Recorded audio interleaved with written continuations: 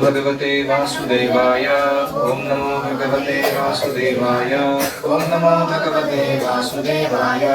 नारायणं नमस्कृत्य नरं चैव नरोत्तमं देवीं सरस्वतीं व्यासं ततो जयमुदीरये।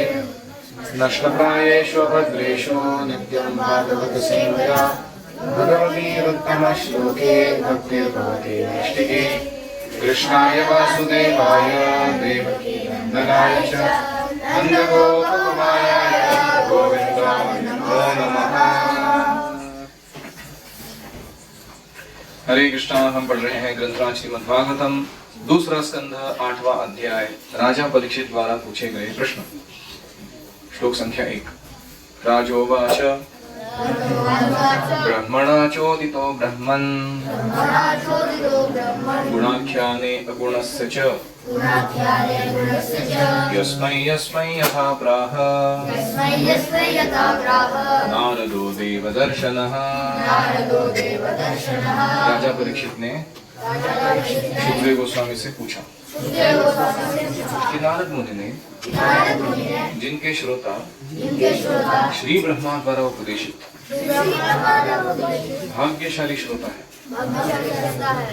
किस प्रकार निर्गुण भगवान के दिव्य गुणों का वर्णन किया और वे किन किन के समक्ष बोले। प्रश्न पूछा जा रहा है कि ब्रह्मा जी से ज्ञान ग्रहण करने के बाद नारद मुनि ने क्या किया, किन किन को जाके सुनाया बात। हरि ओम सहना भवतु सहनौ भुनक्तु सह वीर्यं करवावहै तेजस्विनावधीतमस्तु मा विद्विषावहै। ओम शांति शांति शांतिः। ओम अज्ञानतिमिरान्धस्य ज्ञानाञ्जनशलाकया चक्षुरुन्मीलितं येन तस्मै श्रीगुरवे नमः। जय श्री कृष्ण चैतन्य प्रभो नित्यानंद श्री अद्वैत गदाधर श्रीवासादि गौर भक्तवृंद। हरे कृष्णा कृष्ण कृष्ण हरे हरे, हरे राम राम राम हरे हरे। हरि ओम तत्सत्। हरे कृष्णा। तो परीक्षित महाराज के प्रश्न इस अध्याय में ये 3 मुख्य विभाग आएंगे।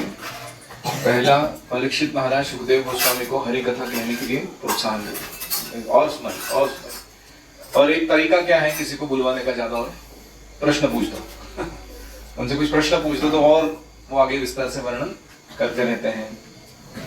फिर वो एक्चुअली प्रश्न पूछते हैं, क्या प्रश्न पूछते हैं, जीव और भगवान में अंतर क्या है, और बहुत सारे अन्य भी प्रश्न पूछते। फिर परीक्षित महाराज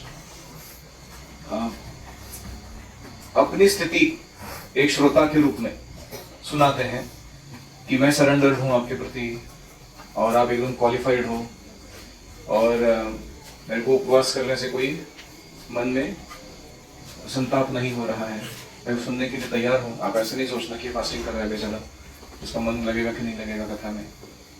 और ये सब सुनने के बाद सुखदेव गोस्वामी तैयार हो जाते हैं अभी भागवत शुरू करने के लिए। मतलब अभी तक शुरू नहीं हुआ। कौन सा वाला पाठ? नारद मुनि के अगले जो कार्यकलाप है उनका वर्णन, वो शुरू नहीं होता है यहाँ पर। तो अभी हम देखने जा रहे हैं इस श्लोक का तात्पर्य प्रभुपाद के द्वारा। तो पहला है कि ब्रह्मणा मतलब ब्रह्मदेव के द्वारा उदितः यानी आदेश प्राप्त करने के बाद, आदेशित होकर, जो नारदो देवदर्शनः, नारद मुनि ने क्या किया इस इंस्पिरेशन मिलने के बाद, और गुण आख्यान सुनाया। गुण आख्यान मतलब गुणों का वर्णन भगवान के। कौन से भगवान? अगुणस्य च। अगुण मतलब रूपा जी लिखते हैं कि भौतिक सृष्टि के पहले भी जब 3 गुण नहीं थे, उनका इंटरेक्शन नहीं चल रहा था, उसके पहले भी भगवान अस्तित्व में थे, इसलिए उनको क्या नाम है? अगुण। उनके नाम दिव्य है, उनके धाम दिव्य है, उनका स्वतंत्र अस्तित्व जो दिव्य है वो गुणों के अधीन नहीं है, इसलिए उनको क्या कहते हैं? अगुण। तो अगुण का अर्थ यह नहीं कि भगवान गुण रहित है, उनमें कोई गुण है ही नहीं, ऐसा अर्थ नहीं है। अर्थ क्या है? तो 3 गुणों के परे अपने दिव्य स्थिति में स्थित है, इसलिए उनको कहते हैं अगुण। उनके अंदर सतो रजो तमो गुण नहीं पाए जाते, तो बद्ध जीवों में पाए जाते हैं। एतद्वेदितुमिच्छामि तत्त्वं तत्त्वविदाम्बर हरेरद्भुतवीर्यस्य तथा लोकसुमङ्गलाः। राजा ने कहा, मैं जानने का इच्छुक हूँ अद्भुत शक्तियों से संपन्न भगवान से संबंधित कथाएं निश्चय ही समस्त लोगों के प्राणियों के लिए शुभ है। तो लिखते हैं भागवत भगवान की लीलाओं से भरा पड़ा है, उसका वर्णन, और प्रत्येक लोक में निवास करने वाला व्यक्ति को भागवत सुनना चाहिए, बोलना चाहिए, वो उसके लिए मंगलकारी है। कुछ लोग हैं वो सोचते हैं कि ये तो वैष्णवों का ग्रंथ है, संप्रदाय विशेष मानते हैं वो कि ये ना भागवत वगैरह ये सब वो वैष्णव लोगों के काम है, हम तो ज्ञानी लोग हैं, हम दूसरा कुछ हम उपनिषद पढ़ेंगे, वेदांत सूत्र पढ़ेंगे। तो बात कहते हैं वो ब्रह्म है, वो व्यक्ति जो भागवत नहीं पढ़ रहा। भागवत सब भक्तों के लिए प्रिय शास्त्र तो है ही, लेकिन अभक्तों के लिए भी विशेष कल्याणप्रद है। कैसे? जो व्यक्ति भौतिक शरीर के चंगुल में फंसा हुआ है, उसको अगर उस आसक्ति से बाहर निकलवाना है तो बड़ी आसानी से भागवत ये कार्य करा देता है, ना कि वो अष्टांग योग जैसी कॉम्प्लिकेटेड विधि को अपनाना पड़ता है। श्रद्धा और मनोयोग से यानी मन लगाकर अगर कोई गुरु शिष्य परंपरा से सुनता है भागवत की कथा को, वो मुक्त जीव हो जाता है, जस्ट बाय हियरिंग, सुनते सुनते। इसलिए भागवत बड़ा विशेष है। कथयस्व महाभाग यथाहमखिलात्मनि कृष्णे निवेश निस्संगम मनस्त्यक्षे कलेवरम। हे परम भाग्यशाली सुखदेव गोस्वामी, आप मुझे कृपा करके श्रीमद् भागवत सुनाते रहे, जिससे मैं अपना मन परमात्मा श्री कृष्ण भगवान श्री कृष्ण में स्थिर कर सकूं और इस प्रकार भौतिक गुणों से सर्वथा मुक्त होकर अपना यह शरीर त्याग सकूं।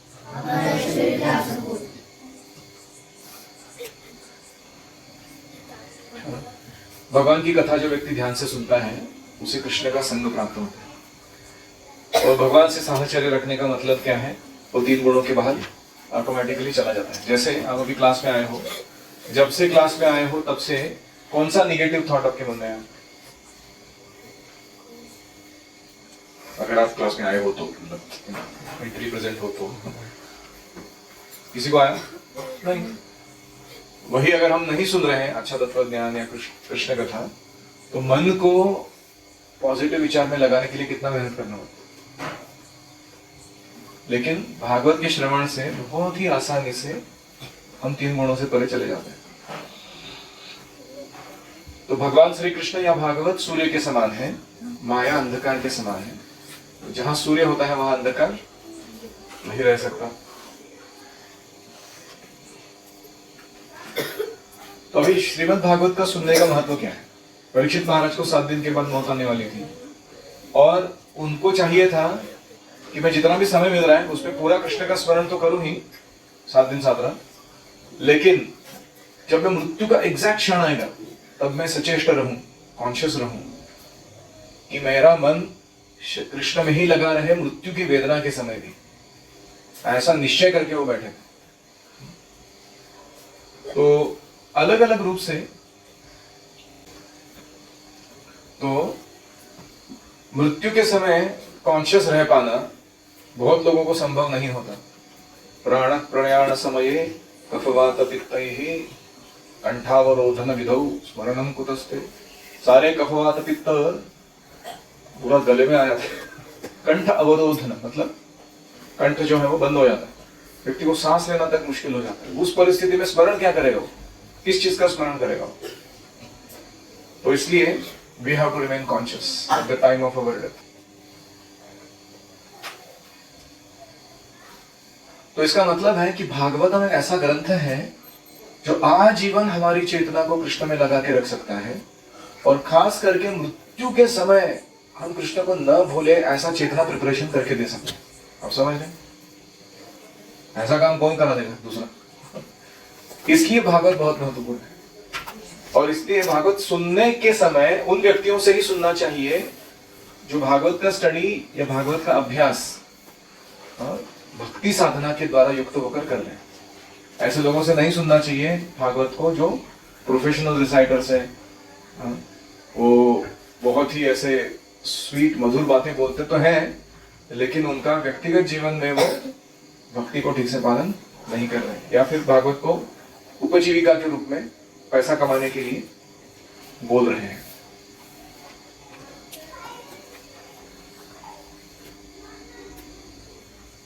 इस प्रकार अगर व्यक्ति जीवन के अंतिम समय तक भागवत सुनता रहे तो उसे वास्तव में भगवान की दिव्य संगति प्राप्त होगी और वह मुक्त हो जाएगा।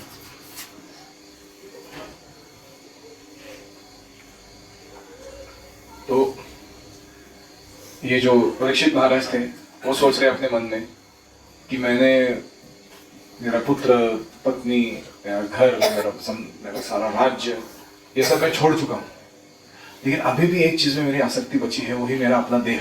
मैं अपने शरीर में अभी भी मन लगाया हूँ। शरीर के प्रति मन में विचार तो आता है ना कि तक्षक जैसा सांप आकर डसेगा तो क्या होगा मेरा। तो उनको चाहिए था कि मैं ऐसा प्रिपरेशन रखूं अपना कि कुछ भी हो जाए, मृत्यु किसी भी तरीके से क्यों ना आ जाए, मैं विचलित ना हो जाऊं।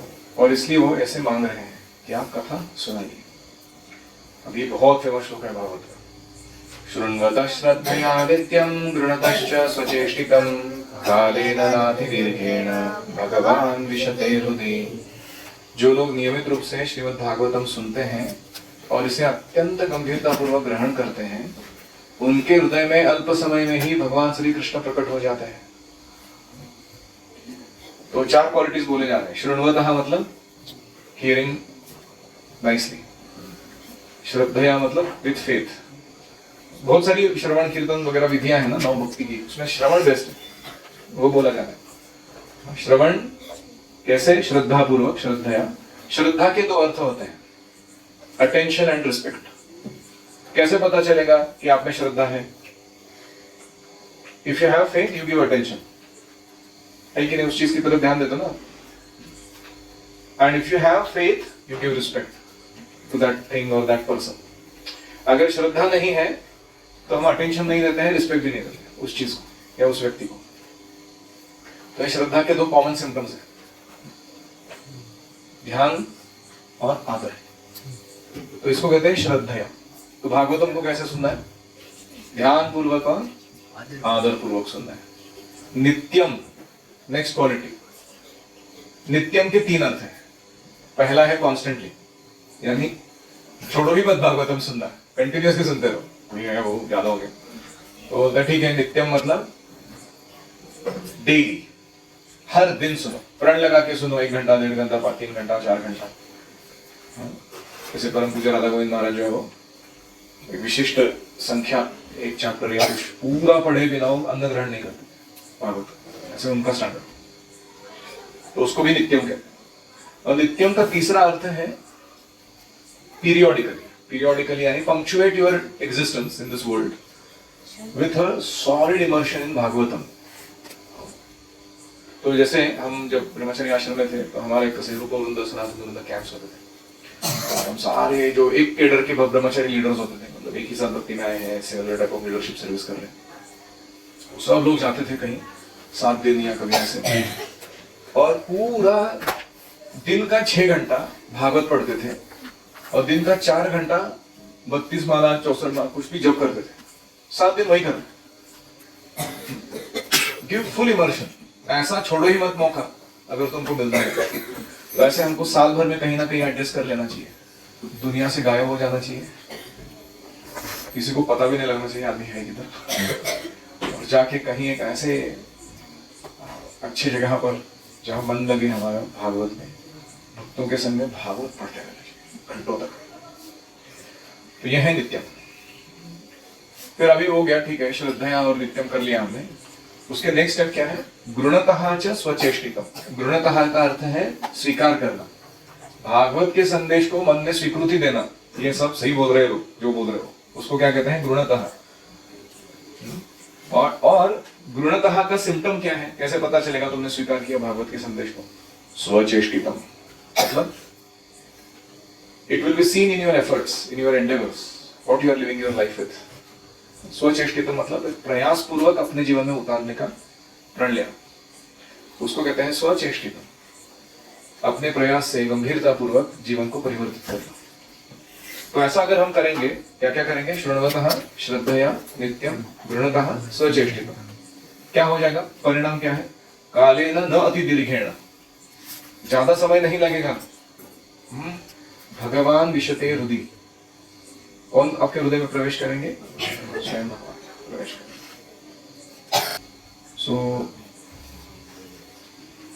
प्रभुपाद लिखते हैं तात्पर्य में,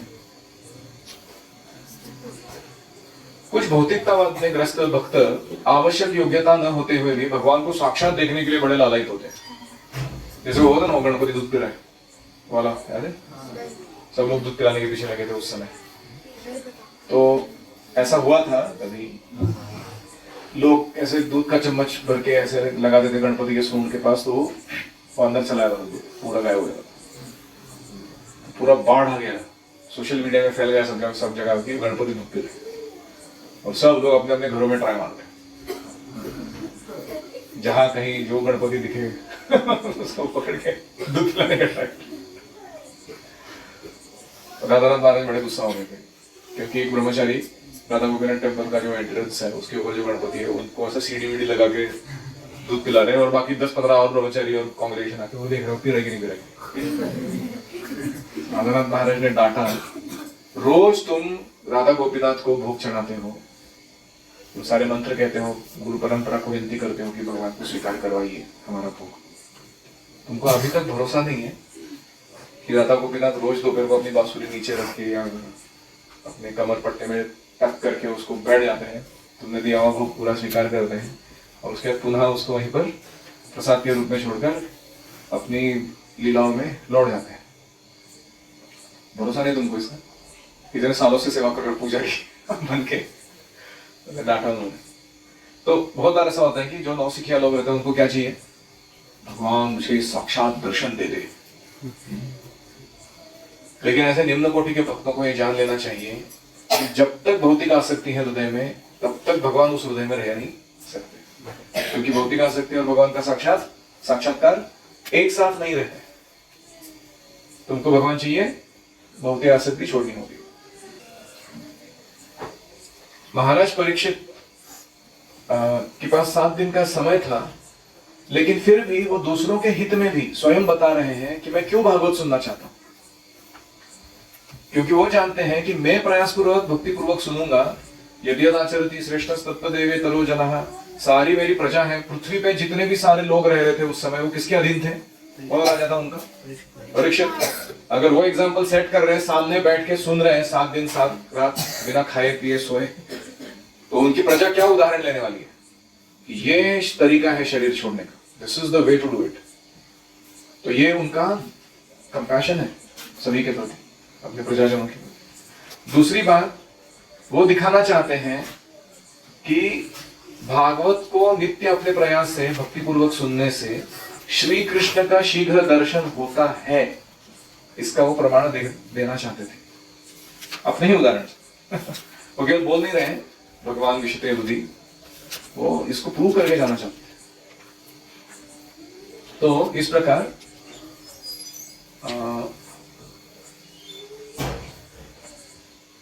भक्त क्या करता है?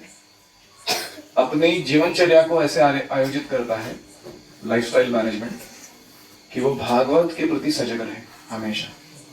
पढ़ना, पढ़ाना, चर्चा करना, अपनाना, हमारे दैनंदिन कार्यों में उसको अप्लाई करना। लेकिन छद्म भक्त, ढोंगी भक्त जो होता है, वो क्या करता है? वो अपनी सनक के अनुसार भगवान का दर्शन की इच्छा करते हैं। आज हमारे लड्डू गोपाल दही भिंडी खाएंगे, क्यों? क्योंकि मेरे को खानी है, अपने सनक के अनुसार। और वो कभी भागवत को नित्य सुनने का प्रयास नहीं करता। ये ढोंगी भक्त जो होता है, ये सेंटिमेंटली दिखाना चाहता है कि मैं बहुत प्रगत हूं, लेकिन उसके दिल में अगर देखो कितना सही में उसको भागवत से प्रेम है, बैठ के सुनता है, कोई सुनता नहीं। मेरा सबसे बड़ा कंप्लेंट, जो भी हमारे सो कॉल्ड फेमस बहुत सारे ऐसे कीर्तनीय है या इवन स्पीकर्स है इस्कॉन के या नॉन इस्कॉन के, इन जनरल ऑब्जर्वेशन ऐसा है कि उनमें से कुछ 5% लोग ही सही में सीरियसली भागवत सेंट्रिक लाइफ जीते हैं, मंगल आरती सेंट्रिक लाइफ जीते हैं। लेकिन ज्यादातर 95% जो लोग हैं, अगर आप उनको देखने चाहोगे, उनको कुछ टेस्ट नहीं है इन सब चीजों में। They are riding on the wave of what we call तरंग रंगीनी। भक्ति से आने वाले जो बेनिफिट मिल रहे हैं, साइड बेनिफिट्स, उसकी वेव पे अपना राइड मार रहे हो लोग, सर्फिंग के जैसा। लेकिन वो भक्ति रसामृत तो सिंधु में प्रवेश ही नहीं कर रहे, बाहर ही बाहर घूम रहे हो। तो इसलिए महाराज परीक्षित जो अधिकारी है एकदम भागवत सुनने में, वो ऐसी विधि की संस्तुति नहीं करते।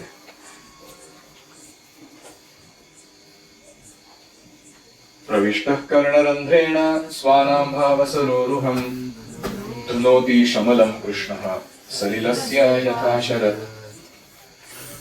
परमात्मा रूप भगवान श्री कृष्ण का शब्दावतार अर्थात श्रीमद् भागवत स्वरूप सिद्ध भक्त के हृदय में प्रवेश करता है। उसके भावात्मक संबंध रूपी कमल पुष्प पर आसीन होकर काम क्रोध लोभ जैसे भौतिक संगति की धूल को धो डालता है। इस प्रकार यह गंदले जल के तालाबों में शरद ऋतु की वर्षा के समान कार्य करता है। पावरफुल इफेक्ट्स है भागवतम सुनने के। पहला उन्होंने सिर्फ कहा कि क्या करना है, श्रृणुतः श्रद्धया नित्यम गृणतः सुचेष्टितम्, और उसे करने से क्या मिलेगा? कालीन न अतिदेरिकेण भगवान विशते रूप, भगवान तुम्हारे हृदय में प्रवेश करेंगे। अभी वो क्या कह रहे हैं कि प्रवेश करने के बाद क्या होगा?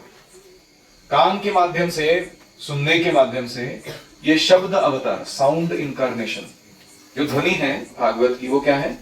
भगवान का साउंड इनकारनेशन, शब्द अवतार है। वो कहां से प्रवेश करता है? कानों से। कहां जाके बैठ जाता है? हृदय के कमल पर आसीन हो जाता है भगवान स्वयं। पहले बोला था ना, भगवान विशते हृदय, भगवान आके हृदय में बैठ जाते हैं आपके। तो फिर क्या होता है? प्रविष्टः कर्णरंध्रेण, कान के रंध्रों से प्रवेश करके, स्वानाम भाव सरोरुहम, भगवान के प्रति हर जीव का जो संबंध है, कोई शांति रस में है, दास्य में है, साख्य है, वात्सल्य है, उस रस रूपी जो अनुभव, विभाव, संचारी भाव, ऐसे अलग अलग इमोशंस, भक्ति प्रेम के जो भाव उसके हृदय में उमड़ते हैं, उसकी तुलना की गई है भाव सरोरुहम, एक कमल के जैसा है वो। उन भावों के नायक या अधिष्ठाता के रूप में स्वयं भागवत जाके वहां कृष्ण ही स्वयं शब्दावतार बैठ जाते हैं उसके हृदय में। और उधर बैठ के वो क्या करते हैं? धुनोति शमलम, सब प्रकार की गंदगी को धो डालते हैं, निर्मल बना देते हैं। कौन? कृष्ण, स्वयं भगवान श्री कृष्ण। सलिलस्य यथा शरद, शरद ऋतु क्या करती है? वर्षा ऋतु में आई हुई जो गंदी चिक्कड़ वाली झरनों से बहते हुए आया जो पानी है, उससे जो तालाब दिखता है वो इतना गंदा लगता है, ब्राउन कलर का उसका पानी। जैसे ही शरद ऋतु आती है तो वो सारा पानी अपने आप स्वच्छ हो जाता है। इतना स्वच्छ हो जाता है वो तालाब का जल कि आप ऊपर से नीचे का तल देख सकते हो।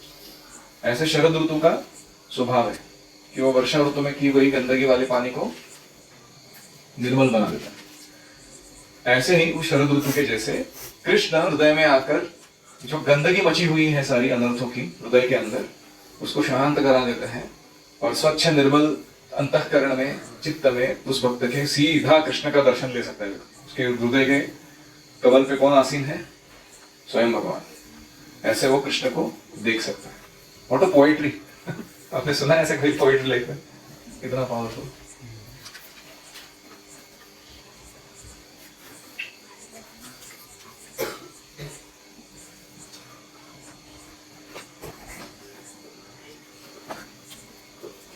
प्रभुपाद एक और उदाहरण देते हैं, किसी रसायन की अल्प मात्रा से शहरी जलागार या किसी छोटे जलाशय का जल स्वच्छ करा दिया जाता है।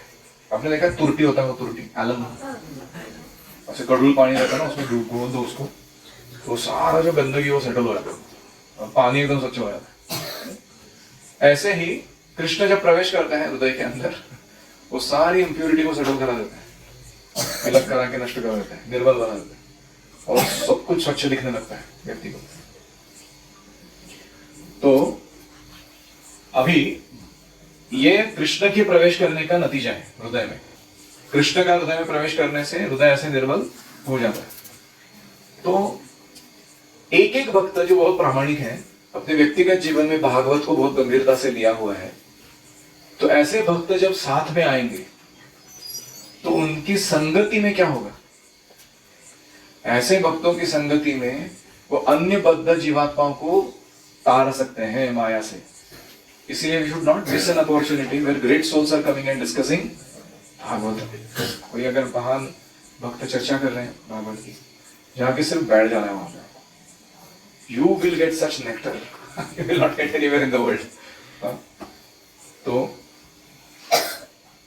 ज्ञान मार्ग, योग आसन, इनके द्वारा कलुषित हृदय को शुद्ध किया जा सकता है थोड़ा बहुत, लेकिन भगवत भक्ति इतनी शक्तिशाली है कि ना केवल तुम्हारा हृदय स्वच्छ करा देती है, तुम्हारे संपर्क में जो आने वाला है व्यक्ति, उसका हृदय भी स्वच्छ करा देती है। नारद मुनि, सुखदेव गोस्वामी, भगवान चैतन्य महाप्रभु, छह गोस्वामी, भक्ति विनोद ठाकुर, भक्ति सिद्धांत सरस्वती ठाकुर इत्यादि जैसे भगवान के वास्तविक प्रतिनिधि अपनी शक्ति संपन्न भक्ति के द्वारा सभी लोगों का उद्धार करते हैं। तो अभी स्वानाम भाव स्वरूप का वर्णन कर रहे हैं प्रभुपाद। श्रीमद् भागवतम को सुनते सुनते ये जो सत प्रयास है, वो जो व्यक्ति सुन रहा है उसके हृदय में भगवान के साथ दास, सखा, वात्सल्य, माधुर्य, प्रेम के दिव्य भाव, अपने स्वाभाविक संबंध का बोध, वो दोनों उसको प्रकट होने लगता है भागवत सुनते सुनते। जो व्यक्ति ध्यान से सुन रहा है उसके हृदय में उसको महसूस होता है कि मेरा स्वरूप क्या है, मैं कृष्ण की सेवा में कौन हूं। इतना ही नहीं, वो जो अलग अलग मुख्य संबंध के भाव है, शांतिदासी इत्यादि, और 7 गौण भाव है, वो सारे के सारे उसके हृदय में प्रकट हो जाते हैं भागवत सुनते सुनते। इस प्रकार वह आत्म साक्षात्कार का या प्रेमा भक्ति का भागी बन जाता है। उसे दोनों साइमल्टेनियसली प्राप्त होता है, who he is and what is his loving relationship with Krishna, तो दोनों उसकी समझ में आता है।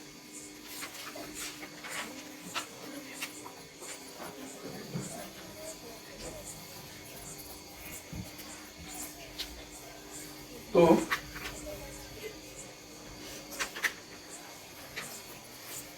ज्ञान की विधि की तुलना रासायनिक विधि से जल को समान स्वच्छ करने के समान है। यानी तुरटी घुमाने का जो काम था वो ज्ञान या योग उसका प्रोसेस है, क्योंकि वो गंदगी पूरा गया नहीं है, उधर ही बैठा हुआ है, थोड़ा सा सेटल होके बैठा हुआ है, बस इसलिए थोड़ा साफ लग रहा है। लेकिन इस प्रकार से शुद्ध किया जल, उसका मैल कुछ काल तक तलछट बैठ जाने के कारण स्वच्छ दिखता है, लेकिन थोड़ा तनिक हिला दो उस कंटेनर को, पुनः वो जल गंदा हो जाता है। कहने का तात्पर्य है कि भगवान की भक्ति में सेवा ही हृदय को सदा स्वच्छ बनाए रखती है। वो एकमात्र विधि है भक्ति करना। अन्य विधियां कुछ समय के लिए श्रेष्ठ दिखाई पड़े, परंतु मन विचलित होते ही पुनः गंदले होने की या पतन होने की आशंका लगी रहती है।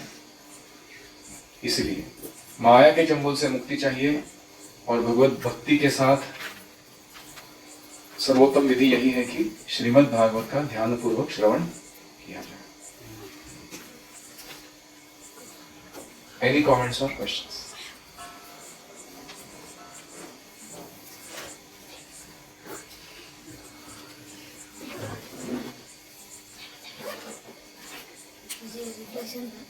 ये हमें सबको पता होना चाहिए कि जब तक हमारी भौतिक विषय आसक्ति हमारे हृदय से त्यागी नहीं है, तब तक भगवान हमारे हृदय में प्रकट नहीं होते, आते नहीं। कब तक? जब तक हमारी भौतिक विषय आसक्ति है। और भौतिक विषय शक्ति को हटाने का मार्ग है भगवत का नित्य श्रवण। जोर से बोलो, नित्यम भागवत सेवया। यहाँ भागवत शब्द के दो अर्थ हैं। पहला है ग्रंथ भागवत, उसको सुनना, और दूसरा है व्यक्ति भागवत, प्रभुपाद, उनकी सेवा करना। नित्यम भागवत सेवा, ग्रंथ भागवत और व्यक्ति भागवत की सेवा में नित्य लगे रहना, ये उसका फॉर्मूला है। नष्टप्रायेषु अभद्रेषु नित्यम भागवत सेवा। और कोई? One must arrange one's life in such a way that hearing from a self-realized soul as a routine program becomes the focus of one's life and service. एक फॉर्मूला है सक्सेस का।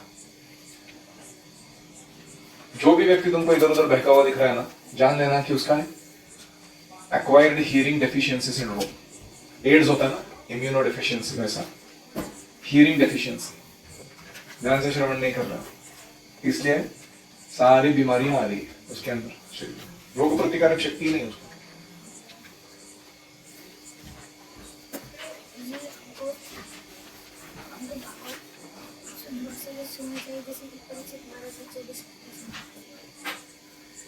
परीक्षित महाराज ने 24 घंटा सुना था, बिना खाए पिए सुना था, और रात को सोए बिना भी सुना था। हम तो कैटेगरी के है नहीं। हम थोड़ा खा सकते हैं, पी सकते हैं, थोड़ा सो के भी आ सकते हैं, लेकिन जब भागवत सुनने बैठ जाते हैं तो और कुछ नहीं करते हैं। इतना अच्छे से सुनते हैं कि कोई बाद में पूछे क्लास के बाद क्या क्या बताया, बताओ, पूरा बता सकते हैं। अर्थात हुई थी। और इसका मैं एक सीक्रेट बताता हूँ, how to remember everything spoken in the Bhagavat. जाना जाता है? Pay special attention to each word of that shloka. Everything is centered around the specific words. वो शब्द आपको याद आएगा तो उस शब्द के बारे में भाषांतर में, और उस शब्द के बारे में तात्पर्य में क्या आया था, या उस शब्द के बारे में वो प्रवचन करता कि मुख से क्या निकला था, वो तुमको याद आएगा। That structure, the mind map is already there embedded in the words of that verse. तो तुमको गौर करना है कि अभी ये श्रोता, अभी ये वक्ता, या अभी ये परपोर्ट किस शब्द का विश्लेषण दे रहा है, किसका डिटेलिंग चल रहा है, इतना ही ध्यान देना। उसके बाद सिर्फ तुम श्लोक सामने रखो। जैसे फॉर एग्जांपल हमने पहले क्या श्लोक देखा था, शृण्वतः मतलब क्या, सुनने की विधि, श्रद्धया मतलब अटेंशन एंड रिस्पेक्ट के साथ, नित्यम 3 टाइप की नित्यम है, ऋणतः। तो जैसे ही आप वो श्लोक देखोगे आपको तुरंत वो सारा बाकी लिंक लग जाएगा पीछे से। So that is the secret. Yes. One should arrange everything in one's lifestyle in such a way that we can hear regularly from a pure devotee, from a self-realized soul. तभी हमारे सारे समस्याएं और संघर्ष हमको सताएंगे नहीं।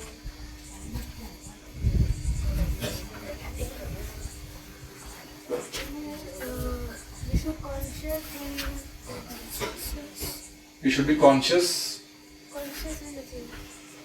Conscious of what? We should be conscious of everything that is going on in our life, centering it around Krishna. आजीवन कृष्ण का स्मरण रखना और मृत्यु के समय कृष्ण का स्मरण रखना, और वो चैलेंजिंग टास्क है हमारे लाइफ का। अंते नारायण स्मृति, हमारे एग्जाम का नाम क्या है? अंते नारायण स्मृति। ये एग्जाम है हमारा। यस।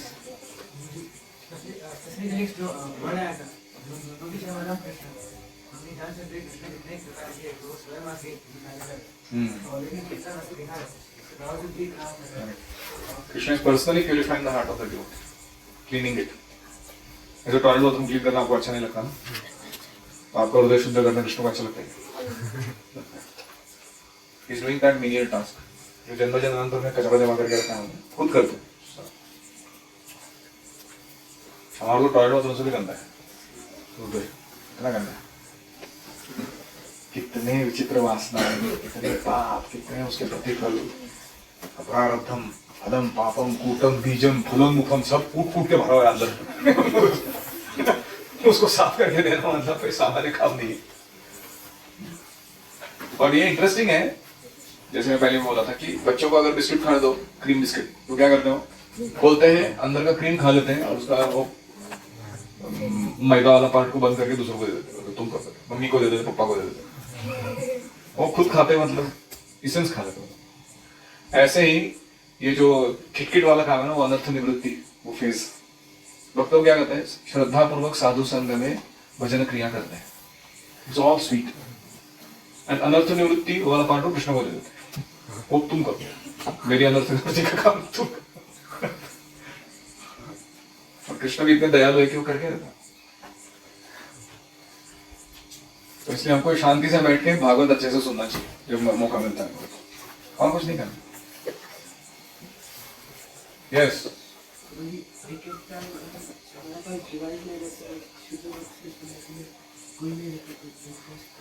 डिवाइस भी नहीं है और कोई डिवोटी भी नहीं है।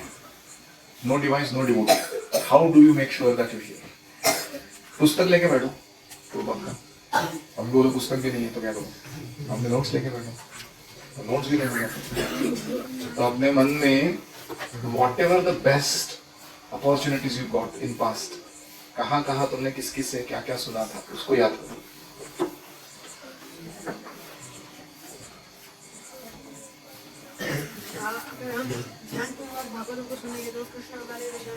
ध्यानपूर्वक भागवत सुनेंगे तो कृष्ण हमारे हृदय में बैठ जाएंगे।